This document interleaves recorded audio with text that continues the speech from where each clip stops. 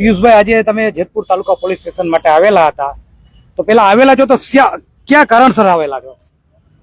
પરમ દિવસે જ્યારે સાંજે 6 વાગ્યે એટલે કે મને 20 તારીખે જ્યારે મારી તબિયત લથડી એ પછી મને જ્યારે રાજકોટ રિફર કર્યા મુદ્રા હોસ્પિટલ ખાતે 21 તારીખે સાંજના 6 વાગે ગોંડલ સિટી બી ડિવિઝનના પીએસઆઈ જેલ ઝાલા સાહેબ ત્યાં રૂબરૂ આવ્યા. એમને મને જામીન ઉપર ત્યાં છોડી દીધો. 6 વાગ્યાનો બનાવ છે. ઝાલા સાહેબે પછી કીધું કે તમે રિયો લગભગ જેતપુર તાલુકા પોલીસ આવે છે. એટલે મેં એમને કીધું કે તાલુકા પોલીસ આવે છે શું કારણોસર? મારે તો આ ખંડણી બંનીએ ફેસ ટુ ફેસ ખંડણી માંગેલી છે, એમાં મારો તો કોઈ રોલ નથી હોતો. તેમ છતાં જોઈએ. પછી તેમ છતાં પણ મારી નીચે જે જાપતો હતો એમને રિમૂવ ન કર્યો અને અમને લગભગ ઓછામાં ઓછા 10 વાગ્યા સુધી બિન અધિકૃત રીતે નોંધી રાખેલા. પછી 11 વાગે 11:30 આસપાસ જેતપુર તાલુકા પીઆઈ હેરમા સાહેબ ત્યાં આવ્યા. એમને મને કીધું કે ભીષભાઈ, તમારું 2-3 કલાકનું કામ હોય, તમે આજે આવી જાઓ તો હું તમને સવારે જવા દઈશ, કાલે આવો તો પણ સવારે જવા દઈશ, બને એટલું વહેલું આવજો. હું સવારે મેં ડૉક્ટરને કીધું કે હવે મારે જવું પડે એમ છે, કારણ કે મારું ફેમિલી આજે લગભગ 17 તારીખથી મને લઈ ગયા, ત્યારથી હું મારા ફેમિલીને મળ્યો નથી. મારા 2 બાળકો છે નાના. મારો જે નાની બાળકી છે 9 મહિનાની છે અને મોટો જે પુત્ર છે 8 વર્ષનો છે, એ 2 દિવસથી રડે છે અને ત્યાં આવી નથી શકતો કારણ કે ત્યાં પોલીસનો જાપ્તો છે. એટલે મેં કીધું કે સાહેબ હું જઈ અને પછી સાંજે ફર્ધર રિપોર્ટ આપણે કરાવીએ. એટલે સાહેબે મને એવું કીધું કે એવું લખી દીધું ડિસ્ચાર્જ રિપોર્ટમાં કે તમારે ચેકઅપ માટે આવવું અને કંઈ પણ જરૂરિયાત પડે તો હોસ્પિટલ ખાતે દાખલ થવું. એમના બે કોન્સ્ટેબલની સાથે હું અહીંયા આવ્યો. આવીને કહે છે તો બેન સાથે હતા. મેં કીધું કે તમારી તબિયત નાદુરસ્ત છે તો તમને અટક કરવા નથી, તમે સારવાર લઈ લ્યો. મેં કીધું અમારી સારવાર ચાલુ છે, અમે પાછા જવાના છીએ. તો એમને એમ કીધું કે તમે તપાસમાં સહકાર ન આપતા હોય એવું લાગશે, તમે તપાસના કામે નિવેદન પણ નહીં આપી શકો. એટલે મેં નિવેદનનું તેને કીધું કે સાહેબ મારું નિવેદન, મારી ઉપર ટોટલ આવી ખોટી એફઆઈઆર આ 5મી છે કે જ્યાં બની ગઈ છે. મેં તમને પહેલાં પણ મીડિયાના માધ્યમથી કીધું હતું કે એક પૂર્વ આયોજિત કાવતરાના રૂપે એસપી સાહેબની નિગરાનીમાં, અમારા ડીવાયએસપી સાહેબના માર્ગદર્શનમાં અને એલસીબી પોલીસ સ્ટેશનમાં એલસીબી પીઆઈની ટીમ જે છે એ પકડવા આવતી હતી. બંનેને સૌથી પહેલાં 14 તારીખે બપોરે 2 વાગે એની તલથી પકડો. જેવી ખબર પડી એમના રાજકીય આંકાઓને પોલીસે જાણ કરી દીધી કે બંને પકડાઈ ગયો છે. બંનેને 15 તારીખે સાંજે 6 વાગ્યા આસપાસ ધોરાજી રજૂ કરે છે. એ પહેલાં તો બંને ઉપર ધડાધડ 15 તારીખે 4 એફઆઈઆર થઈ ગઈ. હું તમને કહેવા માંગુ છું કે આ તો કયા પ્રકારનો ન્યાય આપવા માટે બેઠા છે.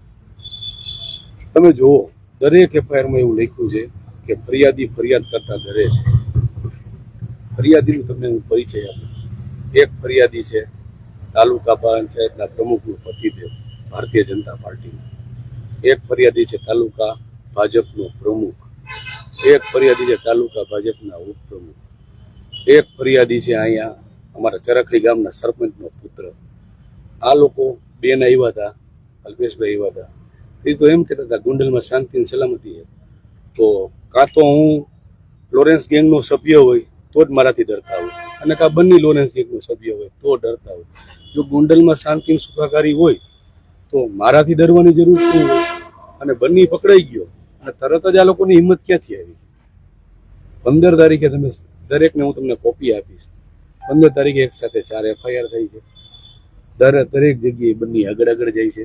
બંને પાસે ફોર્સફુલી મારું નામ ખોલાવે, મને એલસીબી પકડે અને તમારી નજર સમક્ષ આજે કેટલી તારીખ થઈ? 23 તારીખ. 6ઠ્ઠો દિવસ છે આજે. મને મારા પરિવારને કોઈને મળવાનું દીધા અને એક એવી હવા ઊભી કરી પોલીસે કે તમે પોલીસ સ્ટેશને મળવા જાઓ તો બેસાડી દેશે. મારા હિતે છું, જેના માટે મેં રાતને દિવસ કામ કર્યું, એવા લોકોએ મને મળવા આવતા ડરતા હતા. એટલે ક્યાંક ને ક્યાંક એકલો પાડી અને આ પોલીસને હાથો બનાવી જિલ્લા પોલીસ વડા જ પોતે હાથો છે એવું સ્પષ્ટપણે કહું પોલીસ સ્ટેશનમાં. ભલે મને ખબર છે આ લોકો મારા શું કામ જામીન નથી લેતા, મને ગુસ્સી ટોક કા પાસા મારી ઉપર નક્કી છે, ભલે કરી નાખે. કારણ કે જો આવા ગુનામાં પાસા થતી હોય તો આ ગુજરાતમાં રહેવા લાયક છે જ નહીં. મને પાસા કરી દે તમ તારે, હું પાસા ભોગવીને ગુજરાત છોડી દેવા માંગુ છું. એસપી સાહેબ પોતે આ મને ઇન્ટ્રો કરવા આવે રાત્રે 12 વાગે. તમે પૂછો તો ખરા એમને, કોઈને તમે એસપી સાહેબ નું મને પૂછો છો, હું આટલા દિવસથી આક્ષેપ કરું છું, એસપી સાહેબને પૂછો, એક નિવેદન આપો કે પિયુષ રાદડિયા આવા ગંભીર આક્ષેપો કરે છે, તમે એએસપી ઇન્ચાર્જ એસપી તમારું નિવેદન લેવા, મારું નિવેદન લેવા આવ્યા હતા રાત્રે 12 વાગે તાલુકા પોલીસ સ્ટેશન ગોંડલના સીસીટીવી ફૂટેજ ચેક કરી લ્યો. તમે પૂછો કે રોજે રોજ પીઆઈ ને કોણ માર્ગદર્શન આપે, ડીવાયએસપી સાહેબને પૂછે પીઆઈ કે પિયુષ નાઈથી જવા દેવાનો, ક્યાં મોકલવાનો, એટલે ડીવાયએસપી સાહેબને કહી દે કે બી ડિવિઝન મોકલો અને એના આકાને કહી દે કે તું કાલેમાં એ ડિવિઝનમાં ફરિયાદ કરી આવ. કોઈ ફિઝિકલ ટોર્ચર બાબતે? હા, મેં તમને પહેલા જ કીધું, ગોંડલ તાલુકા પોલીસ સ્ટેશનની અંદરમાં તમારા અહીંયા જેડી પરમાર, તમને પણ ખબર હશે, જો ખબર હોય તો મારી સાથે સત્યમાં સાથ આપજો કે એ વ્યક્તિ પાણી પીવડાવવા માટે પંકાયેલા છે, એમની ઉપર તરસ લાગી હોય તો પાણી પીવડાવે કે કઈ રીતે તમે પાણી પીવડાવો? કેમિકલ યુક્ત પાણી, ઈ તમને મીડિયાને પણ ખબર છે. મીડિયાને ખબર હોય પણ ભોગ બનનાર છે ને બોલે ને તો બોલ્યો કે મને પાટલી ઉપર સુવડાવી એવું પીળા કલરનું, પછી મને બીજા માધ્યમથી જાણવા મળ્યું કે કદાચ એ થિનર હોઈ શકે, થિનર યુક્ત પાણી સુવડાવી પીળા સફેદ કલરનું નેપકિન જે જાડાઈ વાળું હોય એને મારા મોઢા ઉપર આમ રાખે, 3 જણા મારા છાતી ઉપર ચડી જાય, પગ ઉપર ચડી જાય, એટલે તમે શ્વાસ ન લઈ શકો, તમારી ઉપર ધીનું નેપકિન નાખે ને એટલે તમારા નાકથી શ્વાસ ન લઈ શકો, પાણી છે, તમે જેવું મોટેથી શ્વાસ લેવાનું ચાલુ કરો એટલે તમારી ઉપર સતત એડિટ પ્રમાણ પોતે પાણીનો મારો ચલાવે, એટલે માણસ ડૂબતો માણસ કેમ પાણી પી જાય એમ પાણી પી ગયો, ઓછામાં ઓછી 2 ડોલ. આ ટોર્ચર ચાલ્યું અડધી કલાક સુધી.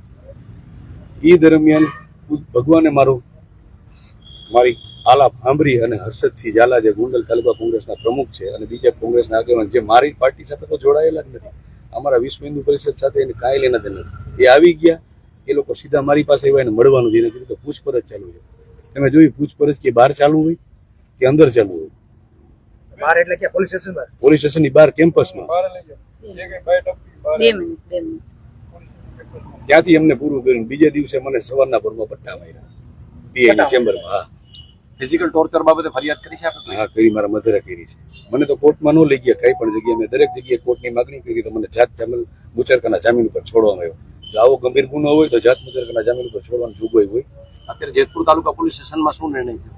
સાહેબને એવું કહેવાનું છે કે મારી તબિયત નાદુરસ્ત છે, તમે પેલા સારા થઈ જાઓ પછી આવો, એટલે સાહેબ તો સપોર્ટિવ છે, એમાં કોઈ નહીં, પણ હવે મેં તમને કીધું ને કે સૂચના જ ઉપરથી એ તો શું કરી શકે. તમે જે પાણીનો આક્ષેપ કર્યો છે તમારા રિપોર્ટમાં ક્યાંય આવેલું છે?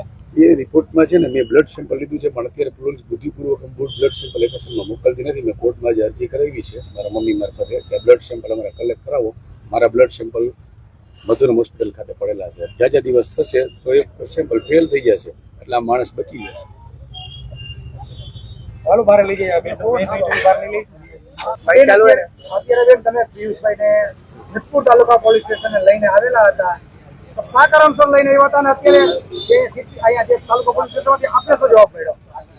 પહેલા તો હું એટલું કહેવા માંગીશ કે પિયુષભાઈ રાદડિયાને જેવી રીતે ખોટા કેસમાં ફસાવી અને એને એના બંધારણીય હકને ભોગવવા ન દઈ અને જે રીતે ટોર્ચર કરવામાં આવ્યા છે, જે એની ઉપર 3rd ડિગ્રી એને ટોર્ચર કરવામાં આવ્યું છે, એ વસ્તુને ધ્યાનમાં લઈ અને એને જયારે હોસ્પિટલમાં ખસેડવામાં આવ્યા ને ત્યારે હું એમની તબિયત અંતર પૂછવા ગઈ હતી, ત્યારે એ સમયે અમને ખબર પડી કે હજી એક કેસ જે બની ગજેરા ઉપર જે હતો ખંડણીનો કેસ, એના માટે જેતપુર પોલીસ સ્ટેશનમાં એની ફરિયાદ છે અને એમાં પણ ખોટી રીતે પિયુષભાઈ રાદડિયાને ફસાવવામાં આવ્યા છે, મદદગારીના ગુનામાં ફસાવવામાં આવ્યા છે.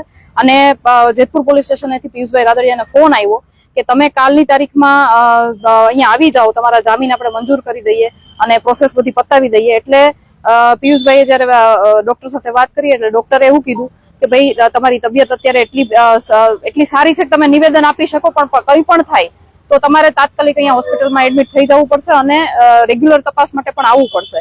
એવી કન્ડિશન ઉપર ડોક્ટરે ત્યાંથી રજા આપી અને અહીંયા જયારે જેતપુર તાલુકા પોલીસ સ્ટેશનથી ફોન આવ્યો એ હિસાબે એને 8 વાગે બોલાવ્યા હતા, પણ અમને હોસ્પિટલથી રજા મોડી મળી એટલે થોડું મોડું પહોંચી શક્યા. પણ અહીંયા પહોંચ્યા પછી એવું કહેવામાં આવ્યું કે સાહેબ હાજર નથી અને આજની તારીખમાં તમારા જામીન નહીં રહે, અને જામીન ન થવાના કારણ એવા બતાવ્યા કે તમારી તબિયત ખરાબ છે, તમે નિવેદન આપવા માટે તૈયાર નથી.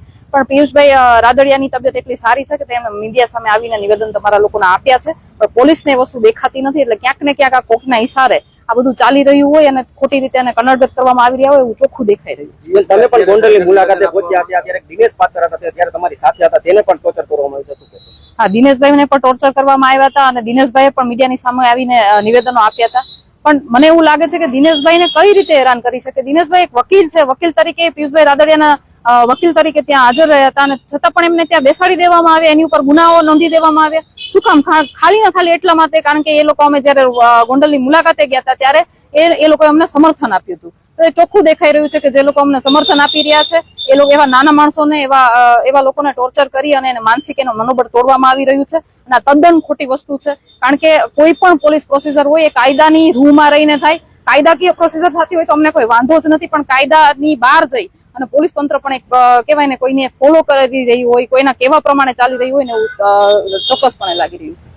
પિયુષભાઈ રાદડિયા અત્યારે અહીંયા રજૂ થવા માંગે છે અને આ લોકો રજૂ નથી કરતા એવી વાત છે, તો એને લેખિત આપે આપ્યું છે કે અમે રજૂ થવા માંગીએ છીએ? હા, અમે એને લેખિત આપી દીધું છે, એક અરજી કરી દીધી છે કે પિયુષભાઈ રાદડિયા અહીંયા જામીન પ્રોસેસ માટે અહીંયા આવ્યા છે પણ પોલીસ તંત્ર એનું પ્રોસેસ નથી લેતી. એટલે પોલીસ તંત્રનું કેવું એમ છે કે તમે સાજા થઈ જાઓ પછી પાછા આવીને અહીંયા તમે જામીન લઈ લો. તો મારું કહેવાનું એમ છે કે કાલની તારીખમાં કોર્ટની અંદર મુખ્ય આરોપીને જામીન મળી ગયા છે અને 15,000 જામીન મંજૂર થયા છે. એના પણ કોઈ કારણોસર એને 15,000 ભરી નથી શક્યા એટલે જેલ હવાલે કરાવવામાં આવ્યા છે.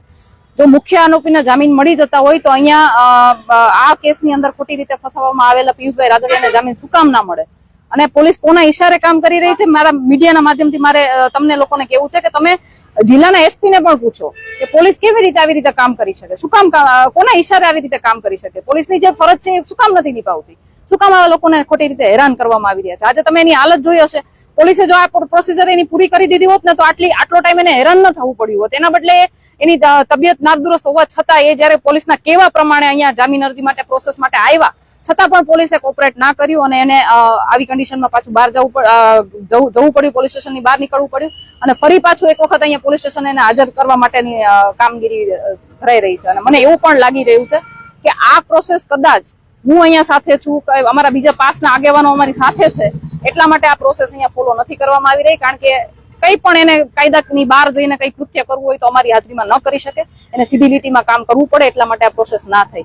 એનું રીઝન છે કે અમે જયારે રાજકોટથી નીકળ્યા એના પછી જયારે હું પિયુષભાઈની ગાડીમાં હતી અને 2 પોલીસ વાળા ભાઈઓ અમારી સાથે હતા તો એને કન્ટિન્યુઅસ પોલીસ સ્ટેશનેથી જેતપુર પોલીસ સ્ટેશનેથી ફોન આવી રહ્યા હતા. જયારે અમે જેતપુર પહોંચવા આવ્યા ત્યારે અહીંયાથી એવું કહેવામાં આવ્યું કે હવે તમે અમને ગાડી આપી દો કારણ કે સારું ન લાગે. અમે એ ધરપકડ થોડી કરી છે, અમે હાજર થવા માટે આવ્યા છીએ. તમે ચલાવો કે અમે ચલાવીએ એમાં સારું શું ન લાગે એવું એમના દ્વારા કહેવામાં આવ્યું. અને એવું પણ કહેવામાં આવ્યું કે હવે આપણે પોલીસ સ્ટેશન નથી જવાનું, આપણે સિવિલમાં જવાનું છે. અરે અમે હોસ્પિટલેથી આવીએ છીએ, અમે જામીન લેવા માટે રજૂ થવા માટે આવીએ છીએ, તો પછી અચાનક અહીંયા જેતપુરમાં પહોંચ્યા પછી આ બધી પ્રોસેસ ક્યાં કરવાની જરૂર છે? હું એમની સાથે ઝઘડીને પિયુષભાઈને અહીંયા પોલીસ સ્ટેશન સુધી પહોંચાડ્યા છે. એમની એવી પણ ગણતરી હતી કે પાછલા ગેટેથી આપણે પોલીસ સ્ટેશનની અંદર જતા રહીએ જેથી કરીને કોઈને ખબર ના પડે, મીડિયાની સામે આવે નહીં. અમે ઝઘડીને આ ગેટ સુધી એમને લઈ આવ્યા છીએ અને એમને હાજર કર્યા છે. પરંતુ અંદર જઈને ક્યાંક ને ક્યાંક અમને એવું કહેવામાં આવ્યું કે ભાઈ આજની તારીખમાં તમારા જામીન નહીં થાય કારણ કે તમારી હાલત એવી નથી કે તમે નિવેદન આપી શકો, પરંતુ આપના માધ્યમથી પિયુષભાઈએ નિવેદન આપ્યું છે અને આખી ગુજરાતની જનતા જાણે છે. પિયુષભાઈને હાજર લેવામાં નથી આવ્યા એના માટે થઈને જેતપુર તાલુકા પોલીસ સ્ટેશને કોઈ લેખિત આપ્યું છે? હા, લેખિત આપી દીધું છે. બીજો ખરેખર તો હાજર થવા આવ્યા તો એવું નથી લાગતું કે એમને અહીંયા એક વ્યક્તિ પોલીસ સ્ટેશનમાં આવે ને માની લો એમ કે મારી તબિયત સારી નથી તો અહીંયાથી પોલીસ સ્ટેશનથી પોલીસ જાપ્તા સાથે એને ખરેખર તો સિવિલમાં લઈ જવા જોઈએ. મેં એ જ કીધું હતું કે પહેલા પોલીસ સ્ટેશને લઈ લો, પછી પોલીસ સ્ટેશનેથી તમને એમ લાગે કે એ લોકો નિવેદન આપવા માટે તૈયાર નથી તો તમે ત્યાંથી એને સિવિલ લઈ જતો. પણ ના, એમનું કહેવાનું એમ હતું પહેલા તમે સિવિલ લઈ લો. શું કામ? કારણ કે અહીંયા મીડિયા હતી અને મીડિયાની સામે પિયુષભાઈને હાજર ન થવા દેવા માટેના એક કારસ્તાન પણ હતું. પરંતુ અમે એ ચાલવા ન દીધું અને એટલા માટે અંદરથી એવું કહેવામાં આવ્યું કે તમારી હાલત સારી નથી. છતાં પણ એમાં પણ ભૂલ છે ને એની, તમે જે રીતે કીધું એ પ્રમાણે એની પણ ભૂલ છે. જો એવું હોય કઈ એને સિવિલ હોસ્પિટલે લઈ જવા જોઈએ અને પછી એનું નિવેદન લઈ લેવું જોઈએ. પણ ક્યાંક ને ક્યાંક મેં કીધું એ પ્રમાણે પોલીસ તંત્ર કોઈના ઈશારે કામ કરી રહી છે અને જેના ઈશારે કામ કરી રહી છે એને પણ મારે કેવું છે કે ક્યાં સુધી તમે આવા નાના નાના લોકોને કાયદાની આડમાં દબાવ્યા કરશો? અત્યાર સુધી મેં જે પ્રમાણે પહેલા પણ કીધું હતું એ પ્રમાણે અમે કાયદાકીય લડાઈ લડીશું. જેવી રીતે કાયદાને આગળ કરીને આ લોકો ફસાવે છે એવી જ રીતે ખાલી ગોંડલની કે રાજકોટની અંદર જ કાયદો નથી, રાજકોટની ને ગોંડલની બહાર પણ કાયદા છે, ત્યાં પણ કોર્ટ છે. હાઈકોર્ટની અંદર પણ જવું પડે તો જઈશું, સુપ્રીમની અંદર જવું પડે તો પણ જઈશું, પણ કાયદાકીય લડાઈમાં અમે ક્યાંય બાકી નથી રાખવાના. દિનેશ પાત્ર અને જે પિયુષભાઈ રાદડિયા જે પોલીસ ઉપર આક્ષેપ કરે છે કેમિકલ યુક્ત પાણી પીવડાવ્યું છે તેને ફરિયાદ પણ નોંધવામાં આવી છે બંને એ ઉપર હજી સુધી કોઈ કાર્યવાહી નહીં શકે છે. એ ભુયેશભાઈ જે પ્રમાણે વાત કરી એ પ્રમાણે પાણીની અંદર થિનર મિક્સ કરી અને એને પાણી પીવડાવવામાં આવ્યું હતું અને એ જ વસ્તુના લીધે એની તબિયત નાદુરસ્ત થઈ, પણ છતાં પણ એને હોસ્પિટલે ખસેડવામાં નતા આવ્યા. શું કામ? કારણ કે જો તરત ને તરત હોસ્પિટલે ખસેડી દે તો એના રિપોર્ટમાં થિનર આવે. થિનર એક એવી વસ્તુ છે કે એ થોડાક સમય પછી એ ઉડી જતી હોય, એટલે એને હોસ્પિટલે ન જવા દેવાનું કારણ પણ આ જ હતું. એટલે મારું કહેવાનું એટલું જ છે કે કાયદાની રૂએ તમે કોઈ કાર્યવાહી નથી કરી, કાયદાની બહાર જઈને કાર્યવાહી કરી છે. તો જેવી રીતે સામાન્ય લોકોને કાયદો લાગુ પડે છે ને એવી રીતે પોલીસ તંત્રને પણ કાયદો લાગુ પડે છે. એટલે માપમાં રહીને કામ કરજો, કારણ કે કેસ હવે તમારી ઉપર પણ થવાના છે. ભારતીય જનતા પાર્ટીની સરકાર છે, ગૃહ લેવલે ક્યાંય રજૂઆત કરી આ બાબતે? અલ્પેશભાઈ કથિરિયા હોમ મિનિસ્ટરને મળવા ગયા હતા, હર્ષભાઈ સંઘવીને મળવા ગયા હતા અને હર્ષભાઈ સંઘવીએ આશ્વાસન પણ આપ્યું હતું કે ભાઈ અમે જ્યાં પણ જાણ કરવાની છે ત્યાં કરી દઈશું.